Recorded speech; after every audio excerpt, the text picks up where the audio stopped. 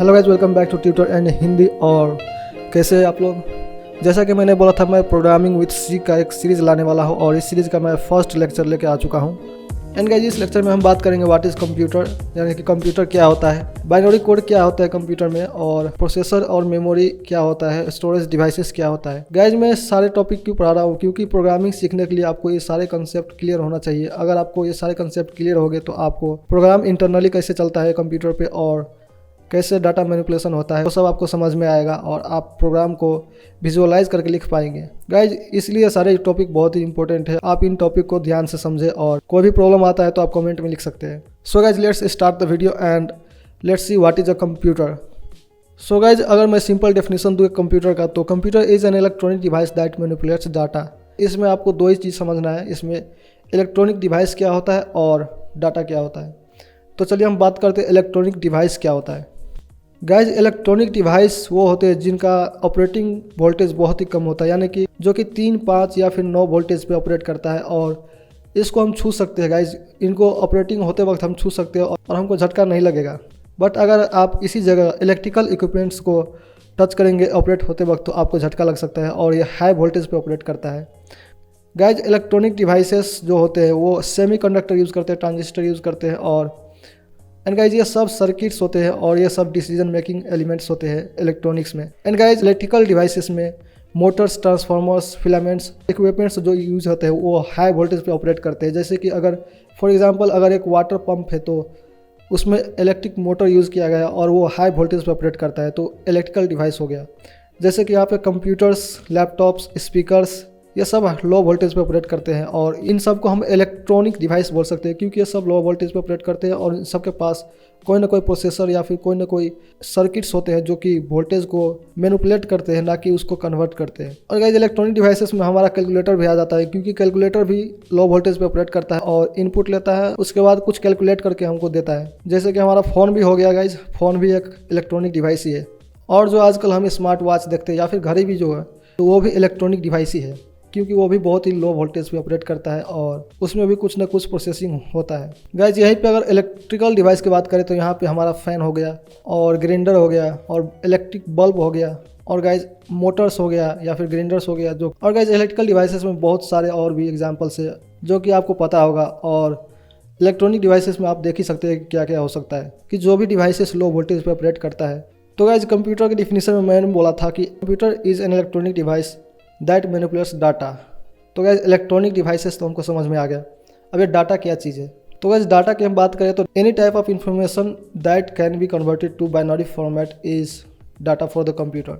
तो कंप्यूटर के डिफिनीशन में गाइज, अगर कोई भी इंफॉर्मेशन जिसको हम बाइनरी फॉर्मेट में कन्वर्ट कर सकते हैं और कंप्यूटर को समझा सकते हैं उसको हम डाटा बोलते हैं कंप्यूटर के लिए। तो गाइज, इन्फॉर्मेशन क्या हो सकता है? इन्फॉर्मेशन कुछ भी हो सकता है। आपका नेम हो सकता है, आपका इमेज हो सकता है, आपका एड्रेस हो सकता है। और गाइज, इन सभी इन्फॉर्मेशन को हम कोई ना कोई तरीका से बाइनरी फॉर्मेट में कन्वर्ट कर सकते हैं तो इन सब को हम डाटा बोल सकते हैं कंप्यूटर के लिए। तो गाइज, जैसे कि यहाँ पे MP3 है, इमेज है JPG, टेक्स्ट है और EXE फाइल है और गाइज इसके बाद MP4 है। इन सब को हम गाइज कोई ना कोई तरीका से बाइनरी में कन्वर्ट कर सकते हैं और इन सब को हम डाटा बोल सकते हैं एक कंप्यूटर के लिए। गाइज, हम बात करते हैं बाइनरी कोड क्या होता है। हमने तो बोल दिया कि बाइनरी कोड में हम जिस इन्फॉर्मेशन को कन्वर्ट कर सकते हैं वो डाटा हो गया कंप्यूटर के लिए। बट ये बाइनरी कोड क्या होता है? गाइज, बाइनरी कोड जैसा कोई फिजिकल चीज़ नहीं होता कंप्यूटर में, ये सिर्फ कंसेप्ट है या फिर ये कोड्स है जिसमें हम डाटा को स्टोर करते हैं। अगर कोई बोलता है कि हम 0-1 में डाटा को स्टोर कर रहे हैं इसका मतलब गाइज ये नहीं है कि हम फिजिकली 0-1 स्टोर कर रहे हैं कंप्यूटर में। गाइज, अगर आप किसी कंप्यूटर को खोल कर देखेंगे, उनके प्रोसेसर को खोल कर देखेंगे तो आपको कोई भी 0-1 नहीं दिखेगा, आपको सिर्फ सर्किट दिखेगा या फिर जो भी एलिमेंट होता है प्रोसेसर का या फिर स्टोरेज डिवाइसेस का वो दिखेगा, ना कि 0-1। तो 0-1 सिर्फ कंसेप्ट है और कोड है जिसको हम डाटा स्टोर करने के लिए रिप्रेजेंट करते हैं और समझने के लिए रिप्रेजेंट करते हैं। तो गाइज, आपके दिमाग में ये बात क्लियर होना चाहिए कि 0-1 कोई फिजिकल चीज़ नहीं होता है, ये सिर्फ कंसेप्ट होता है। तो चलिए आगे देखते हैं कि कंप्यूटर साइंस में 0-1 यानी कि बाइनरी का क्या डिफिनीशन है। तो guys, binary code are signals or codes that when compiled in a sequence represent some data or information. Guys, computer में सभी इन्फॉर्मेशन को हम बाइनरी कोड में स्टोर करते हैं। गाइज, कंप्यूटर को बाइनरी के अलावा कोई और लैंग्वेज समझ में नहीं आता तो हमको हर इन्फॉर्मेशन को बाइनरी कोड में कन्वर्ट करना पड़ेगा और ये कोड्स कुछ नहीं बल्कि सिग्नल्स होते हैं 0-1 के फॉर्मेट में, जो कि अगर एक सीक्वेंस में हमको कंबाइन कर दिया जाए तो उसको हम किसी फाइल का या फिर कोई डाटा का फॉर्मेट दे सकते हैं। और गाइज इन बाइनरी कोड का अगर एक बंडल है तो कुछ ना कुछ इन्फॉर्मेशन उसमें ज़रूर होगा और कोई ना कोई फाइल या फिर इन्फॉर्मेशन उसमें ज़रूर होगा। गाइज जैसा कि आप यहाँ देख सकते हैं कि ये जो 0-1 है और ये MP3 को रिप्रेजेंट करता है। अगर इसी जगह 0-1 में कुछ मैनिपुलेट कर दिया जाए तो ये हो सकता है कि इमेज को रिप्रेजेंट करे, और बट इसी जगह 0-1 में कुछ डिफरेंस है तो हो सकता है कि वो 0-1 MP3 के लिए रिप्रेजेंट कर रहा हो। तो इसी तरह अगर कुछ 0-1 को कंबाइन कर दिया जाए तो कोई ना कोई डाटा रिप्रेजेंट करता है कंप्यूटर में। अगर कुछ डाटा रिप्रेजेंट नहीं कर रहा है 0-1 तो वो फॉल्ट कोड होगा और उसको कंप्यूटर समझ नहीं पाएगा और वहाँ पे कंप्यूटर एरर दे देगा। उसके बाद guys binary code is a universal code for different electronic devices which can be used for computing. Electronic devices मैंने बोला था आपको कि एक घड़ी भी हो सकता है, एक कंप्यूटर भी हो सकता है, एक मोबाइल फ़ोन भी हो सकता है, और इन सभी डिवाइसेस में हम गाइज 0-1 का यूज़ करके कुछ ना कुछ प्रोग्रामिंग कर सकते हैं और उसको कुछ ना कुछ इंस्ट्रक्शन दे सकते हैं। तो गाइज सभी डिवाइसेस में 0-1 समझने का कोई ना कोई तरीका होता है, और अगर सेम 0-1 का सभी डिवाइसेस में सेम मीनिंग होता है। अगर गाइज कुछ 0-1 का बंडल अगर विंडोज़ डिवाइसेस में MP3 है तो गाइज सेम बंडल एक फ़ोन में भी MP3 ही होगा। ये नहीं होगा कि अगर विंडोज़ में MP3 है तो फ़ोन में जाके MP4 या फिर इमेज हो जाएगा। ऐसा नहीं हो सकता, क्योंकि उसमें कोई ना कोई स्टैंडर्ड यूज़ किया गया होगा और उस तरह से उसका फाइल फॉर्मेट और उसका डाटा 0-1 में रिप्रेजेंट किया होगा। तो इसी तरह से 0-1 जो है यूनिवर्सल लैंग्वेज है सभी इलेक्ट्रॉनिक डिवाइसेस के लिए। और गाइज हर इलेक्ट्रॉनिक डिवाइस के पास कुछ ना कुछ मेथड होता है 0-1 को समझने के लिए और 0-1 को राइट करने के लिए। तो जैसा कि हम एग्जाम्पल में देखते हैं, एक हार्ड डिस्क जो होता है कंप्यूटर में वो 0-1 को कैसे स्टोर करता है और कैसे समझता है, और वो कैसे 0-1 को किसी और को बताता है या फिर स्टोर करके उसको रिप्रेजेंट करता है। तो गाइज हार्ड डिस्क में दो एलिमेंट इंपॉर्टेंट होते हैं। एक होता है प्लेटर, जो कि कोई मैग्नेटिक एलिमेंट से बना होता है, जैसे कि एल्युमिनियम हो गया। और गाइज इसके बाद होता है एक read and write head, read and write arm. तो guys read and write head जो होता है वो ऐसा एक डिवाइस होता है जिसमें किसी भी मैग्नेटिक एलिमेंट को मैग्नेट बनाने की क्षमता होता है उसमें, और जब वो किसी पे टच करता है तो उसको एक मैग्नेटिक एलिमेंट बना देता है। और गाइज प्लेटर्स में ऐसे बहुत सारे इलेक्ट्रॉनिक एलिमेंट होता है जो कि मैग्नेट में कन्वर्ट हो सकता है। और एक प्लेटर में गाइज बहुत सारे लाइंस होते हैं और उन सभी लाइंस में 2-2 सेक्शन होते हैं गाइज, जिसमें हम रीड एंड राइट हेड से या तो नॉर्थ पोल बना सकते हैं या तो साउथ पोल बना सकते हैं। और इसी एलिमेंट को हम बोलते हैं एक स्टोरेज एलिमेंट या फिर मेमोरी एलिमेंट एक हार्ड डिस्क में, जहाँ पे एक बिट स्टोर किया जा सकता है। और आप यहाँ देख सकते हैं कि 2 सेक्शन होता है मैग्नेटिक मटेरियल में, वो एक बिट को रिप्रेजेंट करता है। और अगर नॉर्थ पोल अगर ऊपर में बना हो तो उसको हम 1 बोलते हैं, और नॉर्थ पोल अगर नीचे बना हो तो हम उसको 0 बोलते हैं। तो इसी तरह हर मैग्नेटिक एलिमेंट्स को हार्ड डिस्क में 0-1 कर देते हैं नॉर्थ पोल साउथ पोल बनाकर। सो गाइज आपने समझ लिया कि स्टोरेज कैसे काम करता है एक हार्ड डिस्क में, और उसमें मेमोरी एलिमेंट कैसे क्रिएट होता है और उसमें डाटा कैसे स्टोर होता है। एंड गाइज अगर इस सभी एलिमेंट्स में अगर 0-1 स्टोर कर दिया जाएगा तो कुछ ना कुछ डाटा को रिप्रेजेंट करेगा। और ये गाइज नॉन वोलेटाइल होता है, यानी कि ये हम जब तक चाहे तब तक इसको स्टोर कर सकते हैं। सो गाइज लेट्स सी कि एक रैम यानी कि मेमोरी जो होता है कंप्यूटर में, रैम रैंडम एक्सेस मेमोरी, उसमें 0-1 कैसे रिप्रेजेंट करता है। गाइज एक रैम में बहुत सारे कैपेसिटर्स होते हैं, स्मॉल कैपेसिटर्स होते हैं जिनमें हम चार्ज स्टोर कर सकते हैं। और आप जैसे कि आप देख सकते हैं कितने कैपेसिटर्स है, और ये बहुत ही स्मॉल कैपेसिटी का एक रैम है, और इसमें आप देख सकते हैं कितने कैपेसिटर्स है। अगर किसी कैपेसिटर में चार्ज रहेगा तो उसको हम 1 बोलेंगे, और किसी कैपेसिटर में अगर 0 रहेगा यानी कि चार्ज नहीं रहेगा तो उसको हम 0 बोलेंगे। तो इसी तरह से गाइज एक रैम में मेमोरी यूनिट होता है और उसमें हम डाटा स्टोर करते हैं। और गाइज रैम एक वोलेटाइल मेमोरी होता है, यानी कि गाइज की जब इलेक्ट्रिक चला जाएगा या फिर हम कंप्यूटर को शट डाउन कर देंगे तो इसमें से डाटा इरेज हो जाएगा। बट हार्ड डिस्क के केस में ऐसा नहीं था। हार्ड डिस्क में जब तक चाहे तब तक के लिए स्टोर कर सकते हैं, और अगर हम बाद में चाहे तो उसको डिलीट या फिर मैनिपुलेट कर सकते हैं। गाइज जैसा कि अगर 1 GB का रैम होगा तो उसमें कितने सारे मेगाबाइट्स होंगे। तो अगर 1 GB का रैम है तो उसमें 1024 मेगाबाइट्स होंगे, और उसके बाद अगर 1024 से फिर से मल्टीप्लाई कर देंगे तो उसमें किलोबाइट्स आ जाएगा। और गाइज उसके बाद फिर से हम उसको 1024 से मल्टीप्लाई करेंगे तो लगभग इतने बाइट्स आ जाएंगे, जो कि लगभग 1 बिलियन के बराबर है। और गाइज इसमें हम फिर से अगर 8 से मल्टीप्लाई करेंगे तो आ जाएगा हमारे पास लगभग 8.5 बिलियन बिट्स, जो कि कैपेसिटी होता है एक रैम का डाटा स्टोर करने के लिए, और हर बिट में हम एक 0 या फिर 1 स्टोर कर सकते हैं। और गाइज ये एक बिट एक कैपेसिटर को रिप्रेजेंट कर रहा है, और एक कैपेसिटर में हम एक बिट स्टोर कर सकते हैं, यानी कि 0 या फिर 1 स्टोर कर सकते हैं। तो आप सोच सकते हैं कि एक रैम में अगर 1 GB का कैपेसिटी है तो उसमें कितने सारे कैपेसिटर यूज़ हुआ होगा, और कितने स्मॉल और कितने प्रिसाइज मेथड से उसको बनाया गया होगा। तो ये है कम्प्लेक्सिटी गाइज कंप्यूटर साइंस का, और बहुत ही इमेजिंग कंप्यूटर साइंस का फील्ड है, और जो हम सोच भी नहीं सकते वो काम कंप्यूटर साइंस में हो चुका है और हो रहा है। एंड गाइज लेट्स सी एक प्रोसेसर में कैसे डाटा स्टोर होता है, और कैसे एक प्रोसेसर डाटा को मैनिपुलेट करता है, और उसमें मेमोरी यूनिट क्या होता है, यानी कि 0 1 कैसे स्टोर करता है और कैसे समझता है। तो guys what is processor? Processor होता क्या है?